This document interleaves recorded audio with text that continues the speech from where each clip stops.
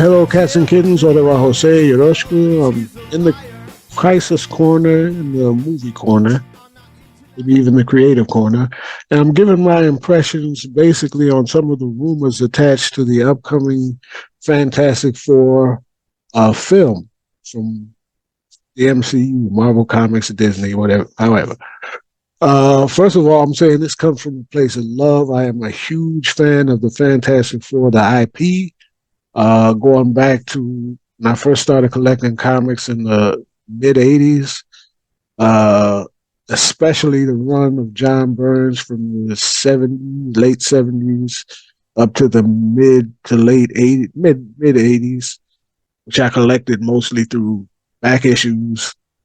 That pretty much set me on the course, along with Roger Stern's run on Amazing Spider-Man.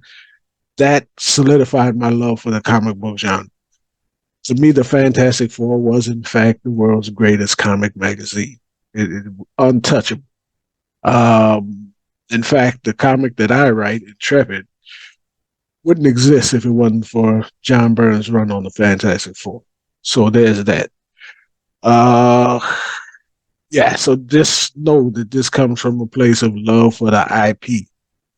All right, looking back at the history of the Fantastic Four in Hollywood, I wouldn't say that it's been a glorious one.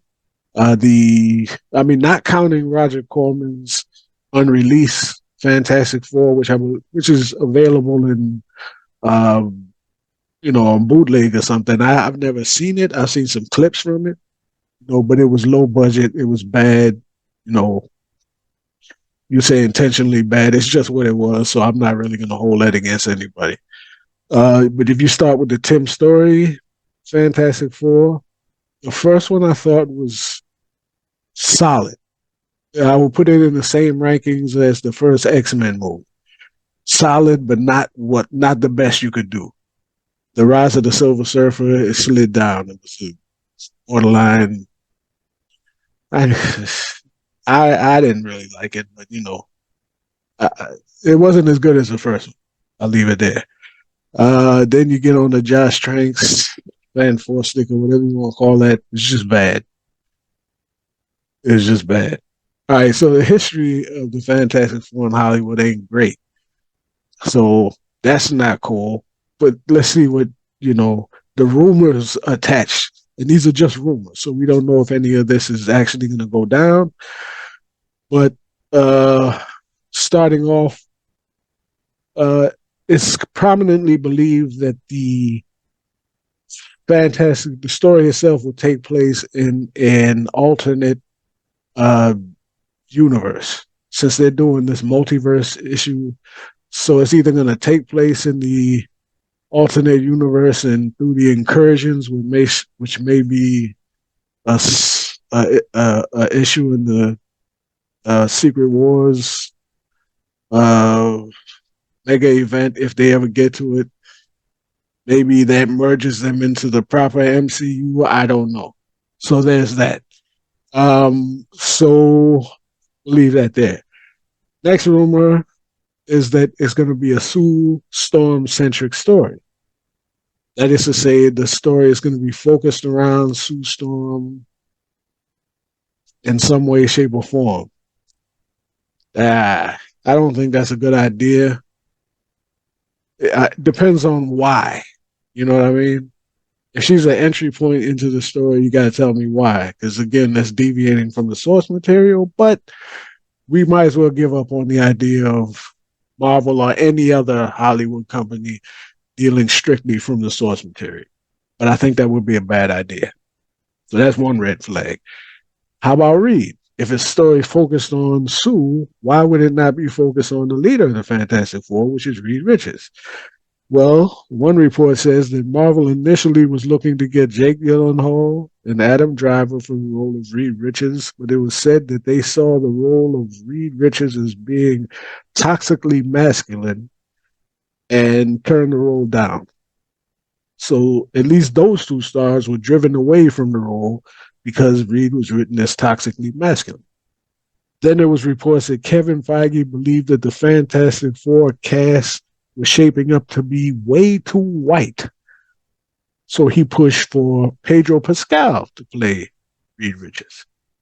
Okay, Pedro Pascal is Reed Richards, and Reed Richards being toxically male. That's the second red flag. Uh, he would not be my choice. Actually, uh, I had no. Well, let's just leave it at that. He would not be my main choice. So there's that, and it's got nothing to do with his ethnicity or whatever. He would not be my main choice. But why would Reed Richards be toxically male? You might say, why would he not be the heroic Reed Richards that we know of in the comics? Break this down. The next rumor is that Reed Richards would be possibly the villain of the story, or at least a version of Reed Richards, the maker. It says Marvel has reportedly tapped Pedro Pascal to play Reed Richards in the Fantastic Four. But while it's assumed he will be taking on the role of the main Earth 616 version of Reed Richards from the comics, it's possible that Pascal's version of the character isn't a hero at all. In the Ultimates universe, an alternate Marvel universe featuring modernized takes on classic heroes, Reed Richards is known as the Maker. Despite starting out as a hero, following the death of his mentor, Sue Storm breaking up with him, and the Fantastic Four disbanding, Richards heads down a dark path. He kills his parents, becomes an enemy of the Ultimates, which is another version of the Avengers, and strives to conquer the world. Instead of using his gifts and intellect to make the world a better place, he's driven by selfish desires of ruling a reality of his own creation. So, not only is Sue the focus of the story, Reed Richards is possibly the villain, at least a form of Reed Richards is the villain. The main version of Reed Richards, I don't know what happens to him. That's another red flag because that's not the entry point that I would start from. Okay, but that's just a rumor. Okay, another is that Galactus will be the villain. Okay, what rumors do we have regarding Galactus? It says per industry insider Jeff Snyder, Marvel is high on Javier Bardem from No Country for Old Men, the James Bond movies. I can't remember which one. Anyway, to play the main baddie in the Fantastic Four, Galactus. If agreed, Bardem would portray the notorious cosmic entity from the comics. Galactus is known for eating planets at will to sustain his life force, empowering heroes such as the Silver Surfer to scout suitable worlds for him to devour. I don't actually hate that idea. I would have stuck with Liam Neeson, but I think that ship has sailed. But I'm not mad at that. I think Javier would do a pretty. He has a good voice, and I'm assuming it'll be mainly like CGI, like with Seth Thanos or whatever. So that's a bright spot. Okay, now we have Galactus. How about the Silver Surfer? We get to play the Silver Surfer. It says one rumor that the Silver Surfer will be gender swapped. It says Fantastic Four cast continues to create buzz across the internet that Anya Taylor-Joy is the latest name dropped into the mix of actors who could join the film. But is she playing? Is she playing? Is she playing the main villain?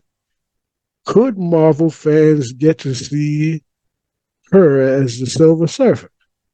Now that doesn't make any sense. You would say, the last time we seen the Silver Surfer, he was a dude. It continues. It says, if the MCU Silver Surfer turns out to be female, then Juno from the comics would be the version that Marvel chooses to introduce instead of Norrin Red.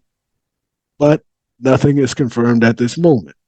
Marvel fans, most Marvel fans would be aware that Norrin Red became the Silver Surfer when he agreed to be the Herald of Galactus. But on Earth 829, Juno offered herself to become Galactus's new herald after her grandfather Hercules made a sacrifice to save the Andromeda Galaxy.